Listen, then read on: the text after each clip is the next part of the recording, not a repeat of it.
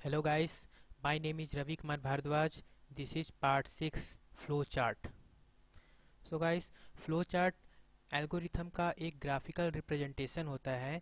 जब हम सी लैंग्वेज में किसी भी प्रोग्राम को डेवलप करते हैं तो उस प्रोग्राम को डेवलप करने से पहले हम एक एल्गोरिथम लिखते हैं। एल्गोरिथम एक सेट ऑफ इंस्ट्रक्शन होता है जो बताता है कि प्रोग्राम किस प्रकार से वर्क करेगा। तो हम उसी एल्गोरिथम का एक फ्लो डायग्राम तैयार करते हैं कि प्रोग्राम स्टेप बाय स्टेप किस प्रकार से एग्जीक्यूट होगा।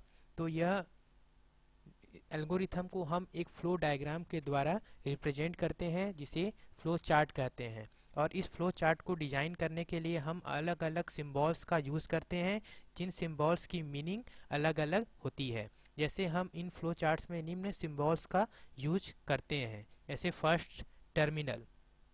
तो अगर हमें किसी फ्लो चार्ट को क्रिएट करना है तो फ्लो चार्ट के स्टार्ट करने के लिए और फ्लो चार्ट को क्लोज करने के लिए इस टर्मिनल बॉक्स का यूज करते हैं। और अगर हमें प्रोग्राम में कुछ भी इनपुट से या आउटपुट से रिलेटेड कोई भी ऑपरेशन को परफॉर्म करना होता है तो उसके लिए हम इनपुट आउटपुट सिंबल बॉक्स का यूज करते हैं।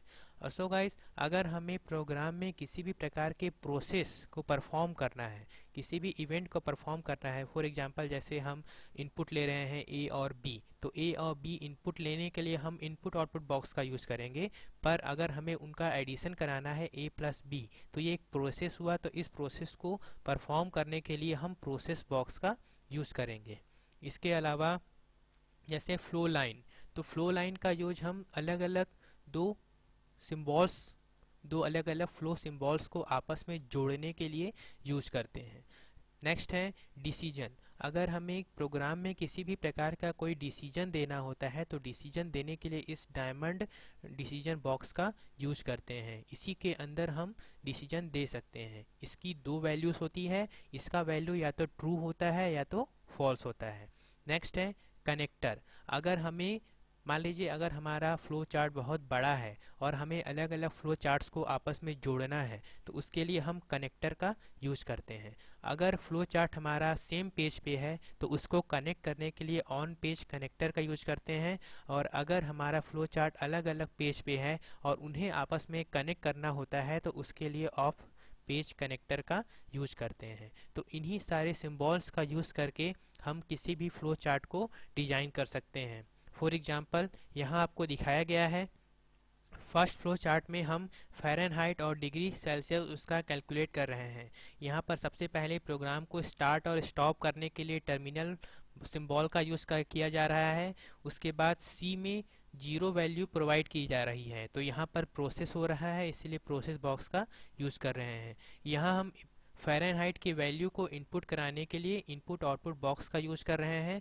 फिर प्रोसेस कराने के लिए वापस से प्रोसेस बॉक्स का यूज़ कर रहे हैं। देन प्रिंट कराने के लिए वैल्यू को वापस से इनपुट आउटपुट बॉक्स का यूज़ कर रहे हैं। देन आपको सेकंड फ्लो चार्ट में दिखाया जा रहा है कि प्रोग्राम को हम स्टार्ट कर रहे हैं, देन इनपुट कर रहे हैं बेस और हाइट की वैल्यू को, तो इसके लिए हम इनपुट आउटपुट बॉक्स का यूज कर रहे हैं। देन यहाँ हम एरिया कैलकुलेट कर रहे हैं, तो एरिया को कैलकुलेट करने के लिए हम प्रोसेस बॉक्स का यूज कर रहे हैं। देन हमें एरिया के वैल्यू को प्रिंट करना है, तो प्रिंट करने के लिए वापस से इनपुट आउटपुट बॉक्स का यूज कर रहे हैं। देन प्रोग्राम को स्टॉप कर रहे हैं। तो इस प्रकार से हम सारे सिंबल्स का यूज करके किसी भी प्रोग्राम के फ्लो चार्ट को डिजाइन कर सकते हैं, जिससे हम किसी भी प्रोग्राम को इजीली डेवलप कर सकते हैं। So guys, hope you enjoy it and please subscribe to my channel. Thank you, bye.